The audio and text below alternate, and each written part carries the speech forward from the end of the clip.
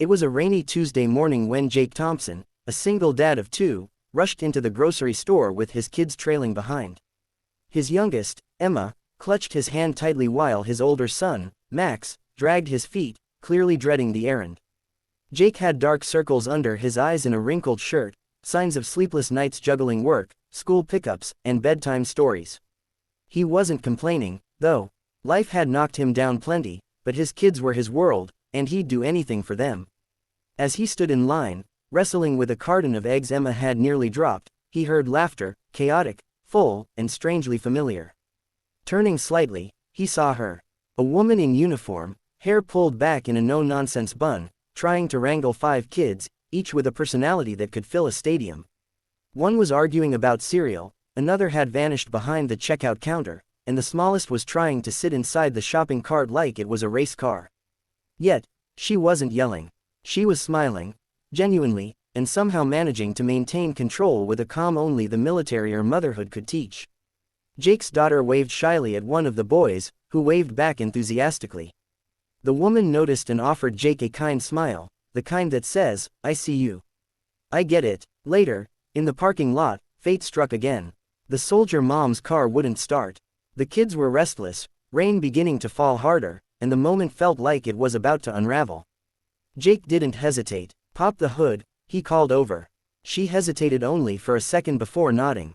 He got it running in under 10 minutes. "You're a lifesaver," she said, extending her hand. "Sergeant Lisa Grant, Jake Thompson," he replied. "Just a dad with jumper cables." They both laughed, an easy, warm laugh that only people who understood struggle could share. Over the next few weeks, they bumped into each other again and again. At school drop-offs, weekend soccer matches, and even the library's quiet story time, where Lisa's 5 kids would inevitably turn it into a musical. Slowly, a rhythm formed. The two families started doing things together, not planned, but not accidental anymore. A picnic here, a shared dinner there. Lisa had recently returned from a long deployment overseas. She was a widow, like Jake was a widower.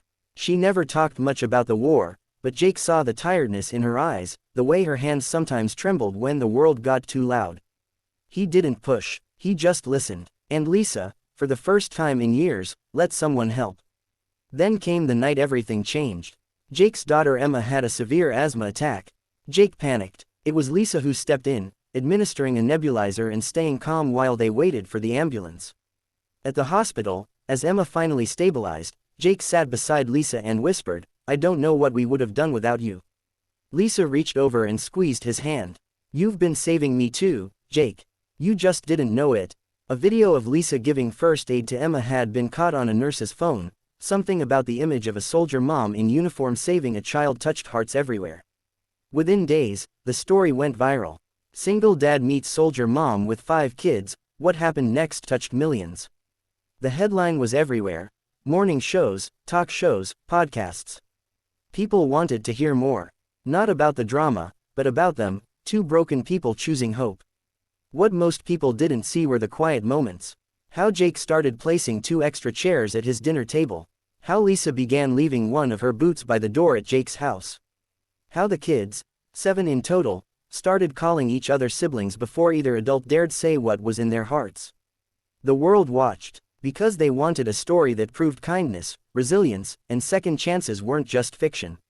And one quiet Saturday, under a tree in a local park where all 7 kids played with kites and tangled shoelaces, Jake turned to Lisa and said, "You think it's too soon to make this official?"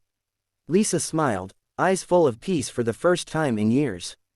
"Jake, we were a family the moment your daughter waved at my son in that grocery store.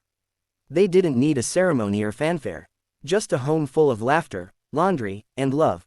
And in a world where headlines often scream despair, theirs whispered something different, hope lives here." Millions were touched not just because of what happened, but because they reminded us, real heroes aren't always in uniforms or capes.